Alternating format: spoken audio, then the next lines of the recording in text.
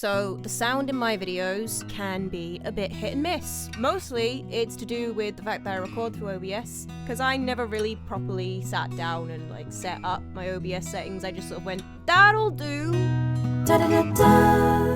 Hi guys, and welcome back to my channel, and if you're new here, then welcome to the chaos. The chaos being that this video's sound will change consistently throughout the video, because that's kind of the point of the video. I forgot to do my proper spiel. I do everything music related on this channel, from audio engineering style content to production songwriting challenges to just talking about music and musician life. Today is kind of an audio engineering content video, but it's also a bit of a behind the scenes of my setup kind of video. Basically, I was gonna re-record a video today talking about my first fully self-produced release, going through some production choices and stuff on it. I recorded that video a while back and I messed up the sound on that. This is the chaos, guys. I do welcome you to the chaos for a reason, because I basically experiment and often screw up in this channel, and I don't really hide from it. That's kind of the part of the point of this channel, is that I am learning audio engineering and production, and I think, you know, I'm definitely not a beginner anymore.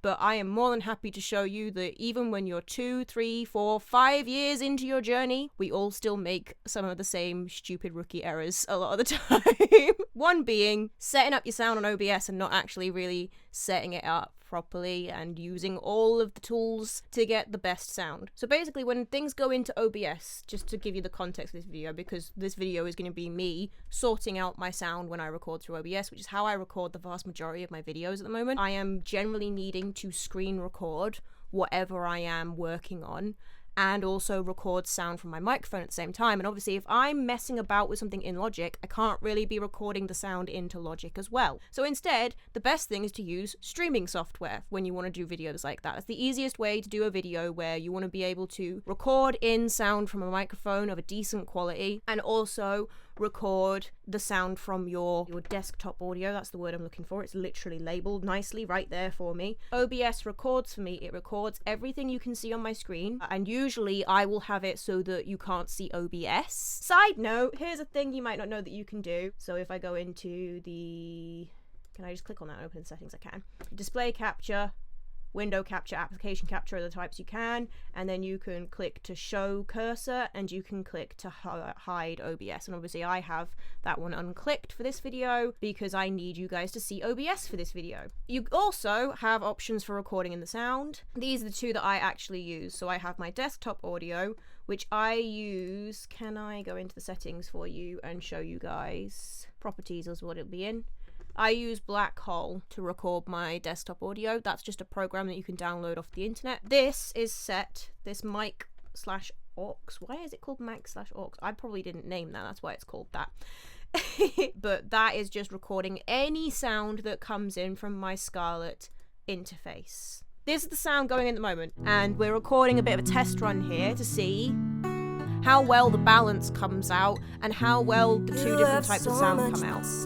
And then we're gonna stop this recording and I'm gonna go in and change some settings, and we're gonna see how things sound there. Now I am talking over the desktop audio for a reason here, because I have got one setting in place already, which is a compressor, which is supposed to dip the volume of my desktop audio in favour of my voice when I'm playing at the same time. But I don't know how well that's actually working and how well I set that. I think I might not set that to actually catch things like. So we're gonna have a look at that. I have to now stop this recording, and then I will restart it and we will open the video and have a look at that. Software to record in your sound. Okay, so here's a first complaint I think I have of the sound that I'm going to try and fix now, because I can also... That is actually, I'm just gonna minimize that because that's confusing to look at. Because I can go back in and mix this, you know, I can separate the sound out and put it into Logic and mix it. But obviously I can't mix the separate sound inputs once they come out, because they come out all as one video file.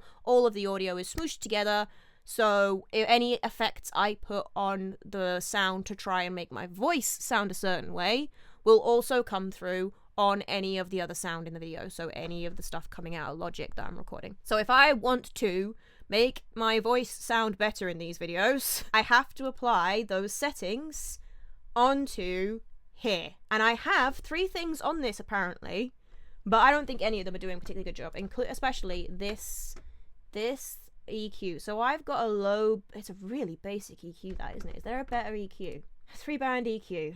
That's it, that's all we've got. We've only got a £3 EQ. Okay, but we can definitely do better with this EQ. So I think I want to boost that bass even more, especially considering a lot of the time in videos, I am turned away from the microphone, and when you're turned away from the microphone, you're already losing some bass.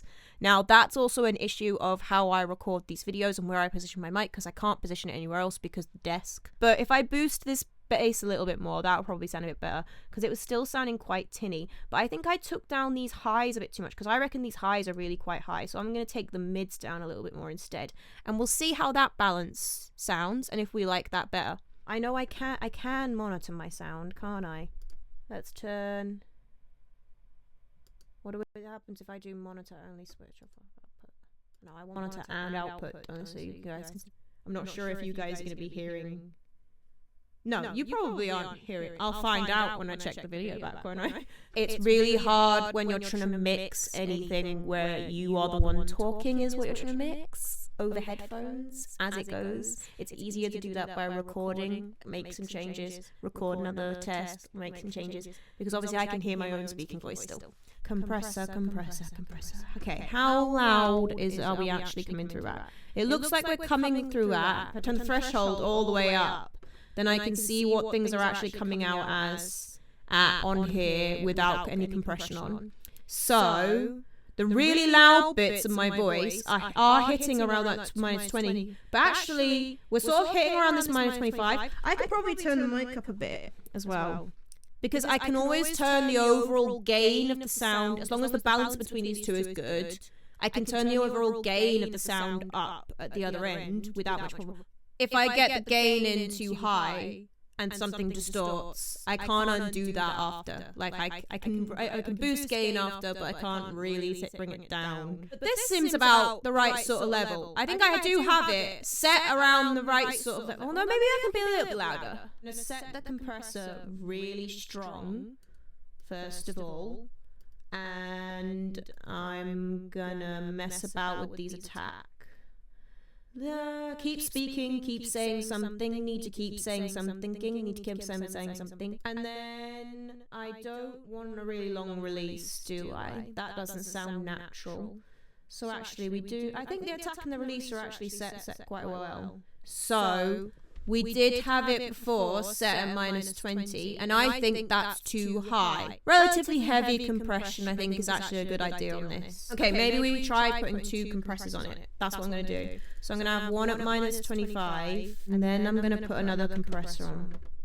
What does that give us? Oh, that's a bit much, isn't it? That's gone too loud now. Bring the overall level back up by 3? 3 decibels is about right? That looks about right. We'll see. We'll give it a listen back. I think that sounds better. Let's listen to the balance between the two. I'm going to turn that monitoring off now as well, because I don't need that anymore. In favour of my voice. Yeah, I don't think that compressor is doing a very good job that's supposed to be dipping the desktop audio. So let's go in to your filters. Here's your compressor. Oh, because for some reason it's not been set to the source. It was set to the source. Somehow it's unset itself from that. Okay. But then sometimes I talk really quietly. So let's do a test run where I'm talking quieter as well. And we'll see if setting it when any time my voice goes over -30, it ducks by a ratio of 10. Really quickly. I want a really quick, I don't want too quick an attack. But yeah, that sort of attack. But we'll see. Maybe it doesn't, no, it's not So that's how loud it would be if I wasn't talking. It's not ducking it at all, is it? Maybe it's not ducking it enough. Maybe that's the problem. Maybe I need to say even harder than that. Because the chorus is particularly loud. So this is the bit where we need to see if it actually does duck it. Is that actually ducking? I can't tell if that's really ducking it much at all.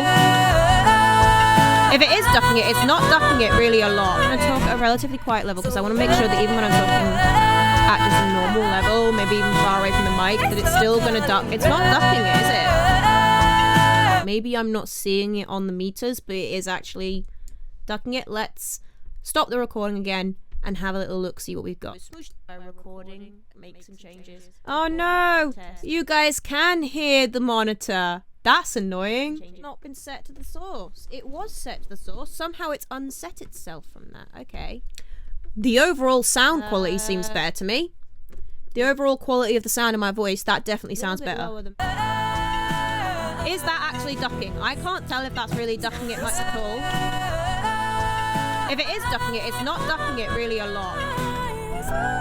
Okay, it is ducking it. I think the attack and the release speed are maybe part of the problem here. Yeah, okay, so the ducking has worked, but it sounds quite unnatural, so we still have some things to tweak. Let's close you. I think it's releasing too quickly. Maybe more around that 80 mark maybe is good.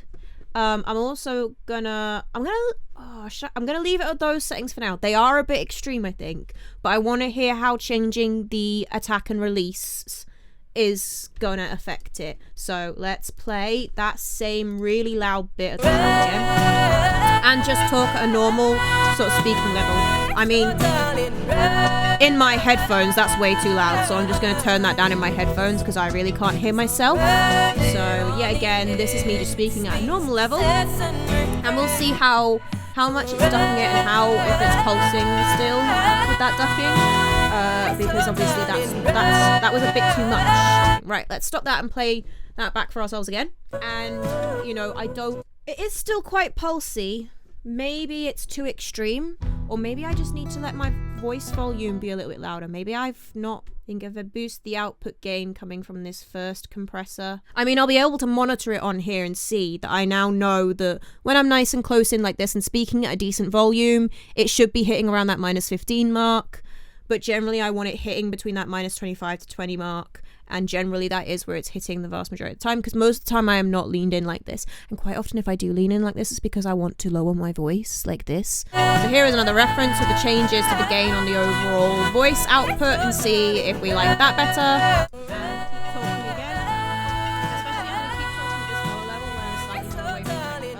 It's still, the ducking still doesn't sound good, and it's still not actually bringing it down enough so that when I'm quiet, you can really hear my voice. So I think the overall volume is maybe a bit much, but that's going to vary from track to track, so I don't want to bring that down too much. I think I need to set the threshold lower. Let's try -45. Keep it at 20 for now, and we'll see if we think that that's sitting about right.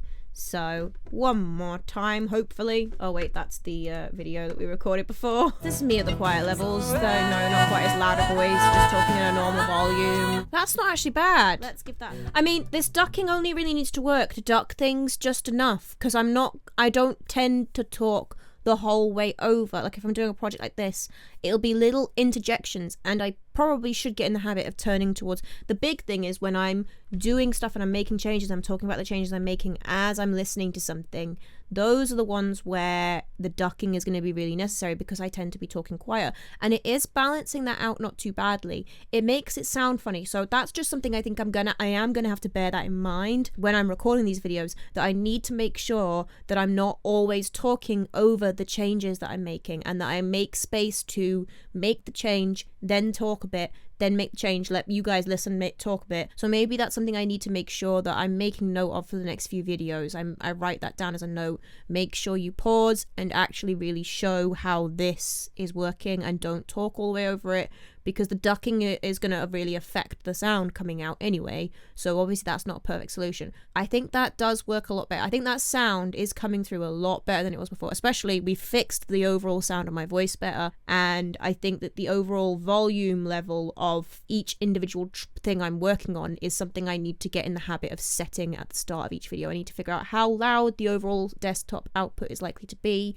and if it's going to be something loud I'm working with, turn it down. If it's going to be something quiet I'm working with, turn it up. It's an improvement for me for next year, is to make sure that when I'm recording through OBS, I remember that I am essentially mixing my audio at the same time as recording, and that I can't fix these things in post. If I screw them up, it's really hard to fix them in post, so I need to be more conscious of making sure that I am facing the microphone when I want you guys to really hear a point, and that I am looking at what the desktop audio's gain actually is on OBS, and if it is loud enough. I needed to fix my OBS sound anyway, basically, was a thing I needed to actually just go in and fiddle with the settings and get the balances better on my OBS sound. And I decided to make that a video for the same reason I quite often make videos like this. For one thing, it's something that you guys can now take as a jumping off point. You can see all the troubleshooting I've done, the trial and error I've done, and you can take some of the things that we covered in this video and maybe come from a better starting point than I had at the start of this video. You know, maybe you have a better level set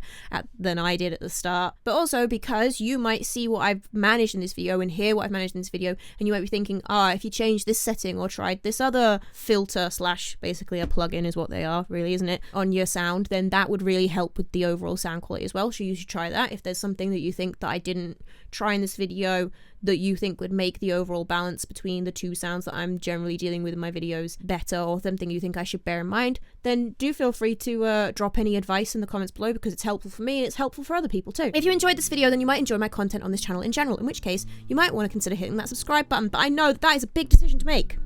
Sorry, I just hit the mic stand. So do feel free to check out some other videos before you do so, because you wouldn't want to subscribe and unsubscribe. There'll be something recommended on the end screen. If you enjoyed the song that was playing in this video, and that will be probably playing at the end, then that's actually my song. It's in the description. Links to my music and my Emma Echo profiles, which is my artist stuff, are also in the description. There are also just links to my general socials if you just want to follow my weird musician shenanigans. And there's a link to my Buy Me a Coffee account, where I have a couple of memberships where you can get exclusive content, or you can just send me one-off donations if you wanted to say, cool video, dude. Okay, that is all for this week's video. I'm gonna go off and record another video now. So I shall see you guys next time with some more fun audio and music related content. Bye!